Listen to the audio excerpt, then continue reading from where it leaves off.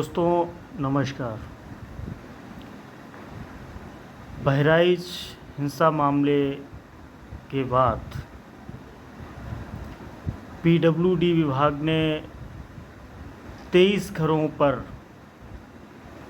अवैध निर्माण बताकर नोटिस चस्पा किया, जिसके आज 3 दिन पूरे हो गए और बुलडोज़र की संभावना थी कि बुलडोज़र की कार्रवाई की जाएगी। अंततः एक पक्ष बुलडोज़र की कार्रवाई के खिलाफ सुप्रीम कोर्ट चला गया, क्योंकि सुप्रीम कोर्ट ने अभी हाल ही के दिनों में एक टिप्पणी की थी कि कोई अगर आरोपी है तो भी उसके यहाँ बुलडोज़र की कार्रवाई नहीं की जा सकती है। हालांकि अवैध अगर निर्माण है तो बुलडोज़र चलाया जा सकता है, लेकिन पीडब्ल्यूडी विभाग द्वारा हिंसा के तुरंत बाद नोटिस चस्पा किया जाता है और अवैध निर्माण घोषित कर दिया जाता है। क्या ये पीडब्ल्यूडी विभाग आज से ही इन मकानों को बना हुआ देख रहा है कि अभी हाल ही में ये बने हैं? ये तो बहुत पहले से घर बने हुए थे जिनको अवैध घोषित किया जा रहा है। अनावश्यक एक हिंसा, जानबूझकर एक विवाद खड़ा किया गया। बात ये भी गलत है कि एक राम गोपाल मिश्रा नाम के युवक की नृशंस हत्या की गई, ये भी क्षमा योग्य नहीं है। ये भी एक जघन्य कृत्य है। और दूसरा, जो हिंदू हैं, जिस कम्युनिटी से मैं खुद आता हूँ, उसकी भी गलतियाँ हैं। कुछ लोग तो अब गाली देंगे, कहेंगे कि हिंदू हो और फिर भी ऐसे करते हो। ठीक है भाई कि हिंदू हैं, लेकिन ये तो देखो कि मूर्ति विसर्जन करने के लिए अगर हिंदू जा रहे हैं तो आवश्यक नहीं है कि ध्वनि के मानकों को ध्यान में न रखा जाए और डीजे बजाया जाए और किसी समुदाय विशेष के मस्जिद या किसी के घर के सामने जाके हो हल्ला किया जाए, अनावश्यक और अश्लील गाने चलाए जाएं। अश्लील गाने भी तो चलाए जा रहे थे डीजे पे। यानी एक जानबूझकर एक चिंगारी भड़काई गई है, और भड़काई गई जो चिंगारी है वो साधारण लोग नहीं होंगे। उसमें मरने वाला तो बेहद और निहायत गरीब था, लेकिन जिसने भी उस व्यक्ति को उकसाया होगा उसके ऊपर कोई शिकंजा नहीं कसा जा रहा है कि राम गोपाल मिश्रा को किसने उकसाकर झंडा उतारना और बदलने के लिए कहा। वो तो बेहद गरीब इंसान था, बहुत ज़्यादा शिक्षित भी नहीं था, बहुत योग्य भी नहीं था। हिंदुओं को जो धर्म की रक्षा की जो भी जानकारी सिखाई जा रही है, इस तरह से धर्म की रक्षा नहीं होती है। और उत्तर प्रदेश के मुख्यमंत्री जो कि एक संत हैं, उनको इस चीज़ का ज्ञान होना चाहिए कि जिस चीज़ को वो धर्म कहते हैं, खुले मंचों से बटोगे तो कटोगे, इस तरह के बयानबाजी हो, चाहे तो वो सदन के अंदर किसी जात और किसी धर्म के लोगों का नाम लेकर उनको सद्भावना वाला बता करके सीधा टारगेट करना हो,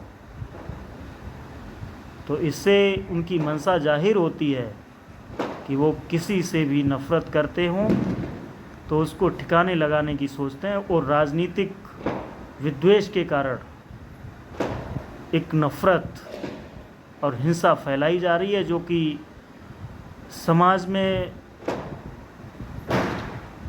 अस्थिरता ला रही है। योगी आदित्यनाथ जी का ही बयान था पहले का, जिसमें वो कहते हैं कि अगर कांवड़ यात्रा में डीजे नहीं बजेगा तो क्या कहाँ बजेगा, इस तरह से जो भी है देखा होगा आप लोगों ने। तो ठीक है, बजना चाहिए, लेकिन उसके मानक हों। कई बार तो मैं देखता हूँ कि मानकों को ध्यान में नहीं रखा जाता है, कि जो ध्वनि के मानक हैं उनको ध्यान में न रखते हुए और डीजे बजाए जाते हैं। बस ठीक है, गरीब था बेचारा, मारा गया। और दूसरी ओर अब कार्रवाई करते हुए 23 मकानों पर नोटिस चस्पा कर दिया गया, जिसमें 4 हिंदुओं के घर हैं और 19 मुसलमानों के घर हैं। हिंदुओं को धर्म सही मायने में क्या है उसकी जानकारी नहीं दी जाएगी। दूसरे जो हिंदू हैं, जो बीजेपी के हिंदू नहीं हैं, बीजेपी के वोटर नहीं हैं, समर्थक नहीं हैं, उनको ये बीजेपी के समर्थक हिंदू गालियां देते हैं, जातियों में ऊंच नीच का भेदभाव पैदा करते हैं, नफरती बातें उनके लिए करते हैं, जिससे तंग आकर बहुत सारी जातियों के लोग बौद्ध धर्म को, जैन धर्म को और क्रिश्चियन जैसे धर्मों को अपना रहे हैं। तो क्या ये भारतीय जनता पार्टी के नफरती लोग ये समझ रहे हैं कि उनका धर्म कमज़ोर हो रहा है या ताकतवर हो रहा है? धर्म तो ये भी है, किसी दीनहीन को सताया ना जाए, किसी की बेईमानी ना की जाए, किसी की निंदा ना की जाए, किसी के साथ छल ना हो, किसी के साथ कपट नहीं करना चाहिए, ये धर्म सिखाता है। लेकिन आज सूबे के मुख्यमंत्री खुद अनावश्यक वो बयानबाजी करते हैं जो कभी धर्म नहीं कहता। धर्म उसकी किसी भी कीमत पर इजाज़त नहीं देता। और यदि वो कहते हैं कि नहीं, जिस तरह से वो ही धर्म समझते हैं, तो वो मुख्यमंत्री का पद जिस समय संभाल रहे थे तो उन्होंने ईश्वर की शपथ लेकर और संविधान का शपथ लेकर पक्षपात और भय मुक्त समाज बनाने का शपथ लिया। क्या उसका पालन कर रहे हैं? बहुत सारी चीज़ें हैं जो कि ना तो धर्म के अनुरूप हैं और ना ही शासन व्यवस्था के अनुरूप हैं, जो कि बीजेपी या बीजेपी की सरकार या उससे समर्थित लोग अनावश्यक कर रहे हैं। हालांकि कोई भी जो कि जुर्म करता है, उस जुर्म के खिलाफ सरकार को कोर्ट के अंदर सख्त पैरवी करके सज़ा दिलानी चाहिए, ना कि हिंदू मुस्लिम जैसी कोई खाई पैदा करें जिससे कि समाज बटे और कोई इस तरह की जान माल की नुकसान हो, जो एक वैमनस्यता बढ़ाए और मानवता के लिए शर्मसार हो। और आवश्यक था कि जो BHU गैंग रेप के आरोपी थे उनके लिए सख्त पैरवी करती यूपी सरकार और उनको फांसी की सज़ा दिलाती, लेकिन नहीं किया गया। आखिर क्यों? कि वो भारतीय जनता पार्टी के IT सेल के पदाधिकारी थे। तो बहुत सारी चीज़ें हैं कि जिसमें पक्षपातपूर्ण रवैया अपनाया जा रहा है।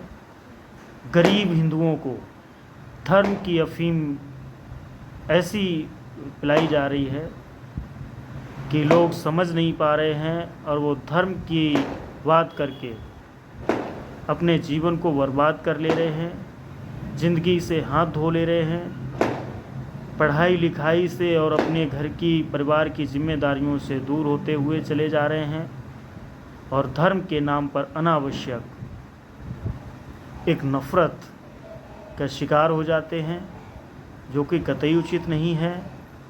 भारतीय जनता पार्टी को सिर्फ़ और सिर्फ अपनी राजनीति से मतलब है।